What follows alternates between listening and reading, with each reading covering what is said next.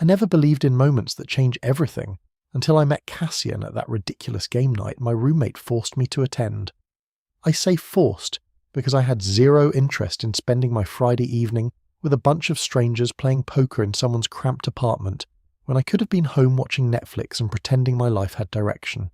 But Jake had been on my case for weeks about how I never left the apartment except for work, how I was becoming a hermit at 24, how I needed to actually talk to people instead of just serving them coffee all day. So I went. I threw on jeans and a hoodie and told myself I'd stay for an hour, maybe 2 if the beer was decent. The apartment belonged to someone Jake knew from his gym, a guy named Marcus, who apparently hosted these game nights every few weeks.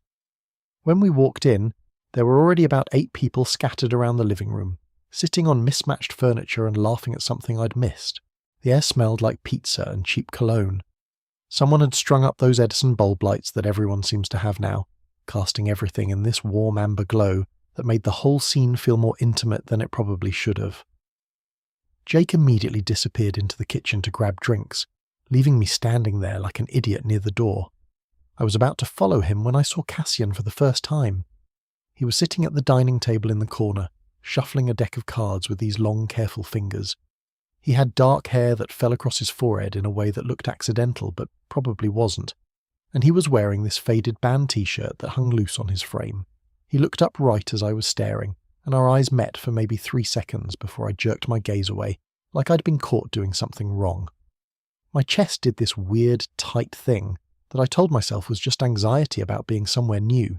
Jake came back and pushed a beer into my hand, then steered me toward the table where Cassian was setting up. Turns out we were playing Texas Hold'em, which I barely knew how to play beyond the basics I'd picked up from watching movies. Great. Nothing like looking incompetent in front of a room full of strangers. We sat down, and somehow I ended up directly across from Cassian, close enough that I could see the small scar above his left eyebrow when he leaned forward to explain the rules to another newcomer. His voice was quieter than I expected, soft but clear, with this measured quality like he thought about each word before saying it. He caught me looking again and smiled, just a small upturn of his mouth, and I felt heat crawl up my neck. I took a long drink of beer and tried to focus on literally anything else. The first few hands were unremarkable. I folded early, figured out the rhythm of the game, watched the others banter and bluff. Cassian was the dealer, and he was good at it, his hands moving with practiced ease as he distributed cards and managed the pot. But then something started happening that I couldn't ignore. Every time he dealt to me, his fingers would brush against mine as he passed the cards. The first time I thought it was an accident. The second time I figured the table was just small and we were sitting close. But by the third and fourth time, I started paying attention. He dealt the cards slow when it came to me. Not obviously slow, not in a way anyone else would notice, but slow enough that our fingers touched every single time. The contact lasted maybe a second longer than necessary, his fingertips grazing my knuckles or the edge of my palm, and each time it happened I felt this electric jolt run straight up my arm and lodge somewhere in my chest. I looked up at him during one of these moments, and he was watching me with this expression I couldn't quite read, not smiling, but not neutral either. Something knowing, something deliberate. My mouth went dry and I forgot what cards I was holding. That's when I knew I was in trouble. That's when I realized this feeling wasn't just anxiety or nerves about being in a new social situation. This was attraction, raw and undeniable, and it was terrifying because I'd spent most of my life trying very hard not to acknowledge these kinds of feelings. I'd had girlfriends in high school and college, relationships that felt comfortable and safe and completely devoid of whatever this was. I'd told myself that the way I sometimes looked at guys was just appreciation, just noticing that someone was objectively attractive the way you might notice a nice car or a well-decorated room. But the way Cassian's touch made my pulse spike, the way I couldn't stop watching his hands move across the table, the way I wanted him to look at me again with that knowing expression that wasn't appreciation, that was want, and I had no idea what to do with it. The game continued around us. People won hands and lost them. The pot grew and shrank. Someone ordered more pizza. I barely registered any of it. I was hyper-aware of every moment when Cassian dealt to me, every brush of skin on skin, every time his eyes flicked up to meet mine. At one point, Jake leaned over and whispered, "You okay, man? You look kind of out of it." And I nodded and mumbled something about being tired from work. Around 11, people started leaving. A couple had to catch the last train, someone else had an early morning. The group thinned out until it was just me, Jake, Marcus, Cassian, and 2 others. We switched from poker to just talking, sprawled across the furniture with fresh beers. Jake and Marcus got into some heated debate about basketball, and I found myself sitting on the arm of the couch near where Cassian had settled into a worn leather chair. He asked me what I did for work, and I told him about the coffee shop, how I'd taken the job temporarily after college while I figured out what I actually wanted to do with my English degree, and how temporarily had somehow become 2 years. He nodded like he understood, then told me he was a freelance graphic designer, working from home mostly, which explained why he looked so comfortable in his own skin, like he didn't have to perform for anyone. "Do you like it?" I asked. "Working alone, I mean." He considered this, tilting his head slightly. "Most days, yeah. I like the quiet, but sometimes it gets too quiet, you know. That's why I come to these things, to remember how to talk to people." "You seem pretty good at talking to people." "So do you. I fake it for tips." He laughed, a real laugh that crinkled the corners of his eyes, and something in my chest loosened. We kept talking, the conversation flowing easier than it had any right to. He told me about growing up in Portland, about moving here 3 years ago for a relationship that didn't work out but staying because he'd built a life anyway. I told him about my complete lack of direction, how everyone else seemed to have their shit figured out and I was just serving lattes and going home to watch other people live interesting lives on TV. "I don't think anyone has it figured out," he said quietly. "We're all just pretending and hoping no one notices."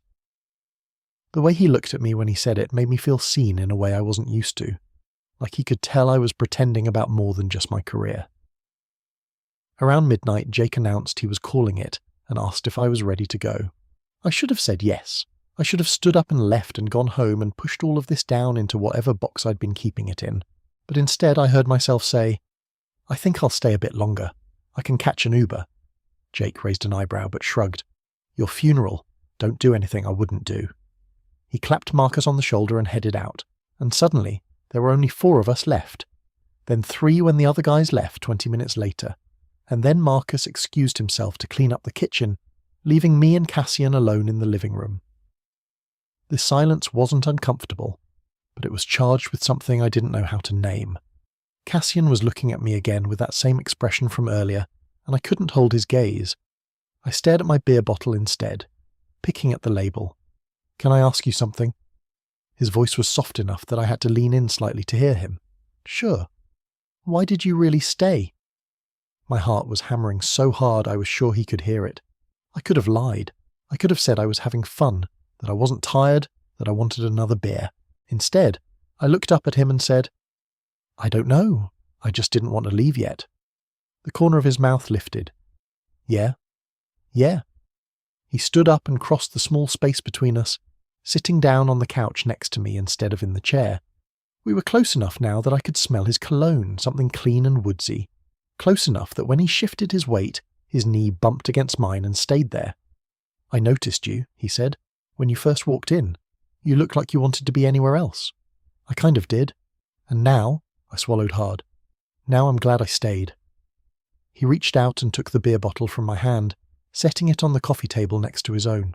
Then he turned back to me and his hand came to rest on my knee, warm and solid and real. "I kept brushing your fingers on purpose. When I was dealing, I wanted to see if you'd notice." "I noticed. I know you did. I could tell." His thumb moved in a small circle against my jeans. "The question is, did you mind?" Every rational thought in my head was screaming at me to pull away, to make an excuse and leave, to not do whatever this was about to become, but my body wasn't listening to rational thought. My body was leaning into his touch, my hand coming up to cover his, my voice saying, "No, I didn't mind." He moved closer, his face inches from mine now, and I could see flecks of gold in his brown eyes. "Can I kiss you?" I'd never been asked that question by a man before. I'd never wanted to say yes so badly to anything in my life. So I nodded, not trusting my voice, and he closed the distance between us. His lips were softer than I expected, gentle and questioning, giving me every opportunity to pull away. But I didn't pull away. I kissed him back, my hand coming up to cup the back of his neck, my fingers threading through his hair. He made a small sound in the back of his throat and deepened the kiss, his hand sliding from my knee to my waist, pulling me closer. It felt like falling and flying at the same time. It felt like every romance novel I'd ever secretly read, and every movie scene I'd watched and pretended not to feel anything about. It felt right in a way nothing else ever had, and that realization was almost as overwhelming as the kiss itself. When we finally broke apart, both breathing hard, he rested his forehead against mine. "You okay?" he whispered. "I don't know," I said honestly. "I think so. I think I'm better than okay, actually, which is kind of freaking me out." He pulled back just enough to look at me, his hand still on my waist. "We can stop. We can pretend this didn't happen if you need to. I don't want to pretend it didn't happen." The words came out stronger than I felt. I've dated girls. I thought I was. But then tonight you were dealing those cards and looking at me, and I couldn't stop thinking about you, and I don't really know what I'm doing here." He smiled, soft and understanding. "You don't have to know what you're doing. You don't have to have it all figured out right now. We can just, I don't know, see what this is. No pressure, no labels, just us." "Just us," I repeated, and it sounded like a promise. We kissed again, slower this time, and I let myself sink into it without overthinking. Marcus came back into the living room at some point and very tactfully announced he was going to bed, and did we need anything, and Cassian said we were good. We stayed on that couch for another hour, talking and kissing and learning the shape of each other, and it felt like the most natural thing in the world. Around 2 a.m, Cassian called me an Uber. We stood outside the building waiting for it, his hand in mine, our fingers laced together. The night air was cool and the street was quiet, and I felt like I was standing on the edge of something huge and terrifying and wonderful. "Can I see you again?" he asked. "Yeah. Yes. Definitely yes." "Tomorrow? Coffee? I know you probably drink enough of it at work, but—" "Tomorrow's perfect." The Uber pulled up and I didn't want to let go of his hand. He squeezed my fingers and leaned in to kiss me one more time, quick and sweet. "Text me when you get home safe," he said, and I promised I would. The whole ride back to my apartment, I kept touching my lips, replaying every moment. I felt like a different person than the one who'd grudgingly shown up to game night. I felt awake in a way I hadn't been in years, maybe ever. When I got home, Jake was already asleep, and I lay in my bed in the dark texting Cassian until almost 4 a.m. Stupid shit that made us both laugh, comfortable shit that felt like we'd known each other for years instead of hours. The next day, I met him at a coffee shop, ironically not the one where I worked, and we sat in a corner booth for 3 hours just talking. He told me more about his life, his family, his coming out story in college. I told him about my confusion, my fear, the way I'd always felt like something was off but I couldn't name it. He listened without judgment, his hand resting on the table between us, occasionally reaching over to touch my wrist or my fingers. "There's no timeline," he said. "You don't have to rush to figure everything out. You're allowed to explore this at your own pace." "What if I'm bad at it? At being, with a guy?" He laughed. "You're not bad at it. Trust me. Last night was pretty good evidence of that." I felt myself blush. "I just don't want to mess this up, whatever this is." "Then don't put so much pressure on it. Let's just spend time together and see where it goes. No expectations, just honesty." So that's what we did. We started seeing each other regularly, casual at first. Coffee dates and walks in the park and late-night conversations on his couch. He never pushed me to label what we were or to come out to anyone before I was ready. He just existed beside me, patient and kind and so goddamn attractive, I sometimes forgot how to form sentences when I looked at him. I told Jake first, about a month in. We were having breakfast and he asked why I'd been in such a good mood lately, and I just said it. "I've been seeing someone, Cassian, from game night." Jake looked confused for a second. Then his eyes widened, and then he grinned and said, "About damn time you figured yourself out."